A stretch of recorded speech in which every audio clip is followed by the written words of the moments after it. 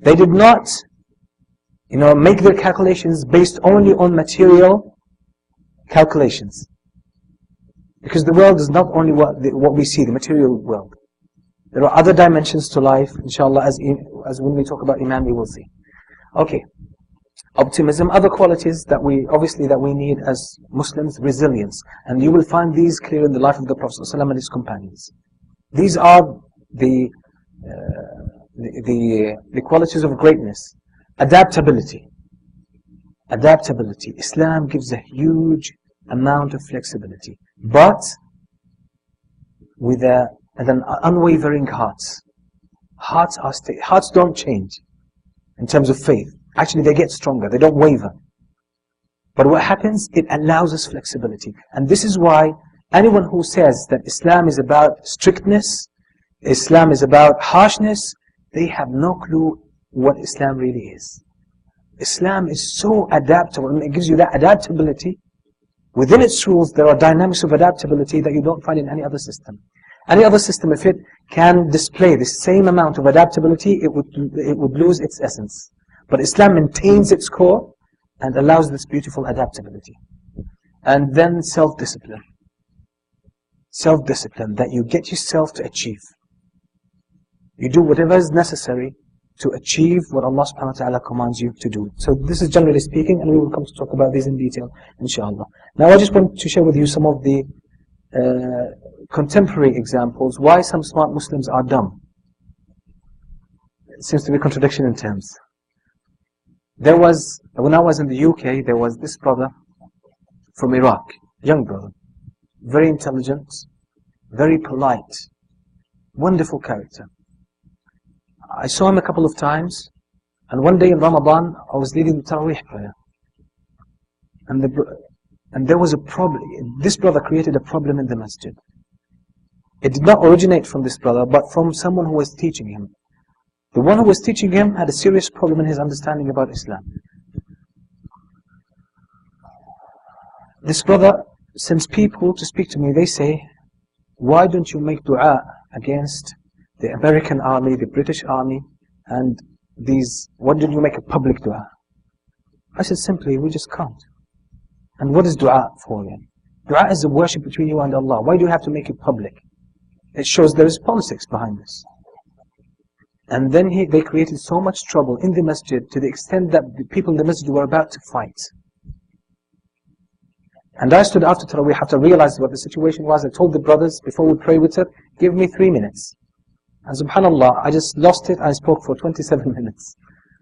The brother rushed out of the masjid and was totally upset. That was the last time I saw him. And then some brothers spoke to him from the masjid, the same response. He was getting some ideas about, we have to kill everybody, we have to, these are non-Muslims, they are free booty for us. We can do whatever we want. He got involved in fraud and things like that. And ultimately, I saw him a few days ago. But where? On the news. He blew himself up in Stockholm. Have you heard about this? And he killed himself. He was 29. Intelligent Muslim, good-hearted, had good intention, concern for the Ummah, the symptoms we explained. Concern for the Ummah and things like that. He left behind him 3 children and his wife humiliated by the police. And you can imagine what happens after that. And now the Iraqis in Sweden have to stand up and have to, hold signs and everything that we do not approve of this. We are Swedish citizens. They have to explain to the people that we don't approve of that. And in Sweden, there was no anti-Islamic, anti-Arab, anti-Asian movements. At that stage, it was parked, and now there's an official movement, just like the British National Party. They're sending help there. They're sending intellectuals to teach them how to initiate a movement, an anti-Muslim movement there. Anti-immigrants. So he was intelligent, he was good-hearted, and he tried his best. And look what the results are. This is what we need to understand Islam. Okay, the other example is the Nigerian, and unfortunately I have to say this word, But because he's the nappy bomber, or do you call it the diaper? The one who put the underwear, yeah. The underwear. They call him in England the nappy. You know, because of that incident, they have the body scanners now. Muslim brothers and sisters have to go through that, or choose the pat down in a humiliating fashion. And it's going to get worse. Now, who is ultimately behind this? Now, I don't want to talk politics, because we don't have real clues. We don't have real clues about this. Oh, battery. Go on. Khalas, inshallah, I'll try to improvise. So, these are very serious problems that that show that we really need to understand our deen right. Now, this person spoke Arabic, the Iraqi. He spoke Arabic. He could read Quran. He could understand the Sunnah. But there was definitely a serious problem. Now, the Khawarij at the time of the Prophet, after the time of the Prophet ﷺ, they were Arabs, native speaker Arabs. But what was the problem? The Prophet ﷺ explained, يَقْرَؤُونَ الْقُرْآنَ لَا يُجَاوِزُ تَرَاقِيَهُم. They recite the Quran and it never reaches the hearts. So it's in the mouth, but it never makes it to the hearts. It means there's no understanding. They think they understand. They believe they understand. As many people think they understand today. But they don't really understand. They don't really understand.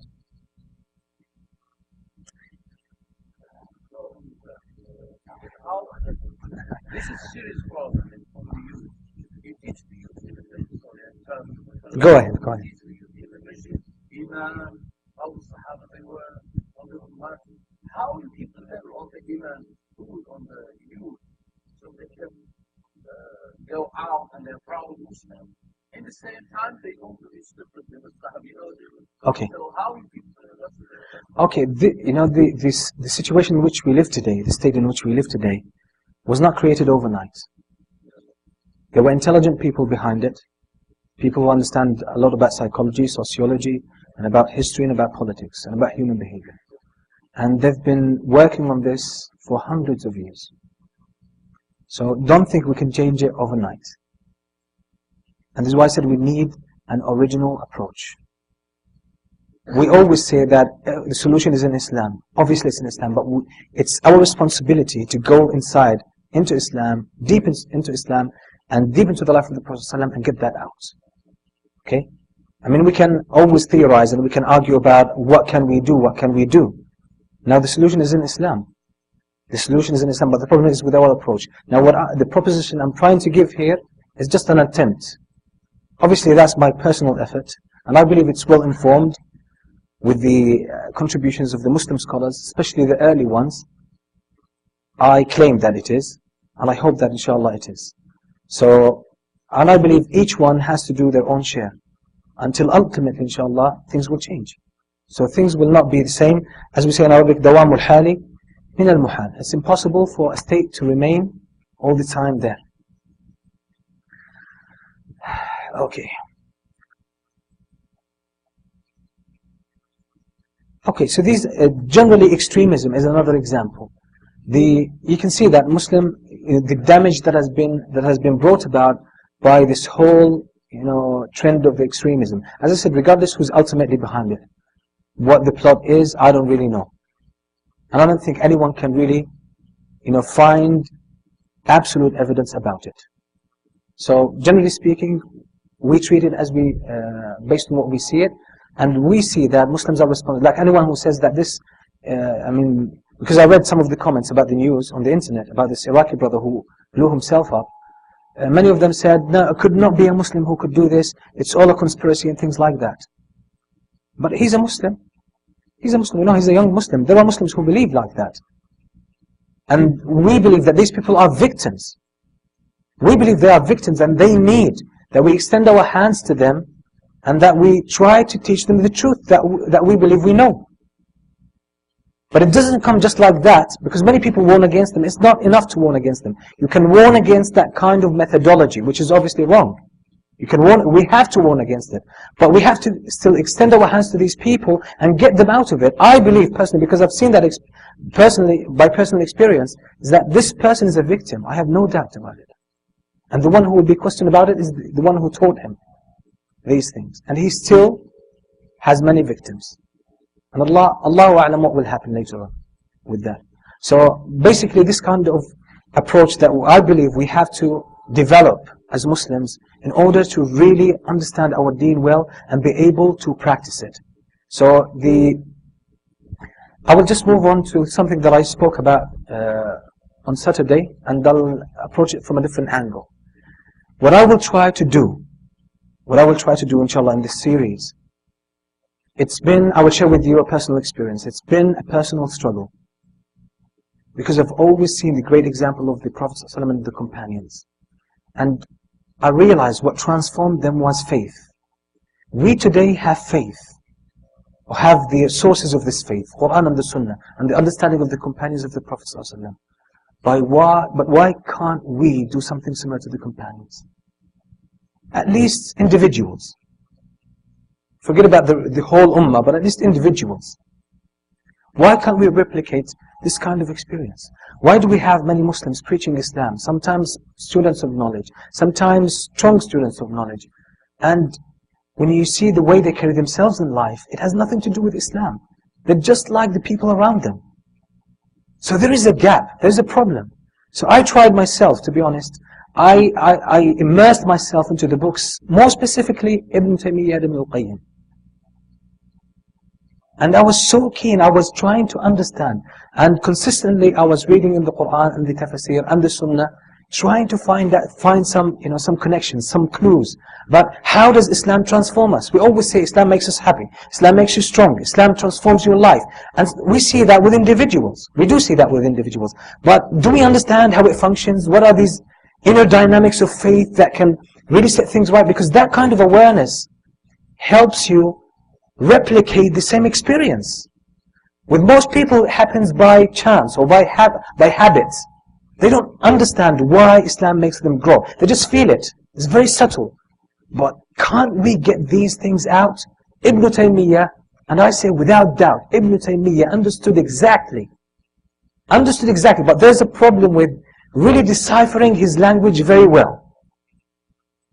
Understand exactly how faith is formulated in the heart and how it transforms gradually until it creates what we call behavior, what we call character, what we call attitude. And this is why Ibn Taymiyyah, his story is amazing. When Qazan, the army of the Mongols, when it was approaching Damascus, everyone was scared.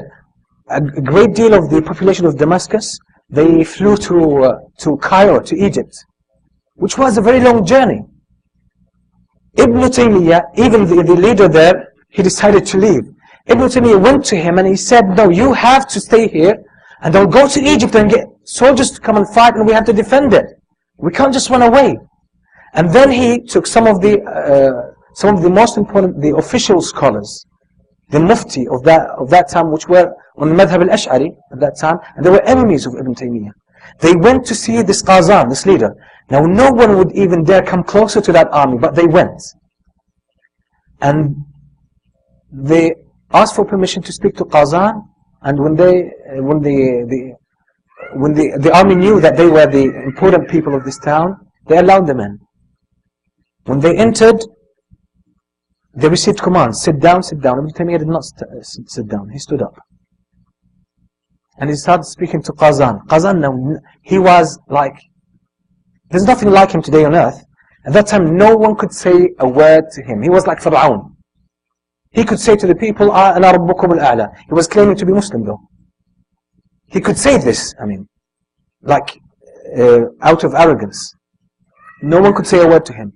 Ibn Taymiyyah stood next to him and he said, أَنْتَ تَزْعُمُ أَنَّكَ تُؤْمِنُ بِاللَّهِ وَرَسُولِهِ. You claim that you believe in Allah and the Messenger? Now some of the narrations indicate that those scholars, some of them, they got their thumbs like this. They said, we didn't want splash of his blood to be on our clothes. And they said, we're dead. This guy put us in trouble, now we're dead. He said, أَنْتَ تَزْعُمُ أَنَّكَ تُؤْمِنُ بِاللَّهِ وَرَسُولِهِ وَعِنْدَكَ مُؤَذِّنٌ. And he reprimanded Qazan in a style that a father reprimands his little child. And they say that Qazan was baffled, and he said, who's this person? He loved him. He loved the courage that he had.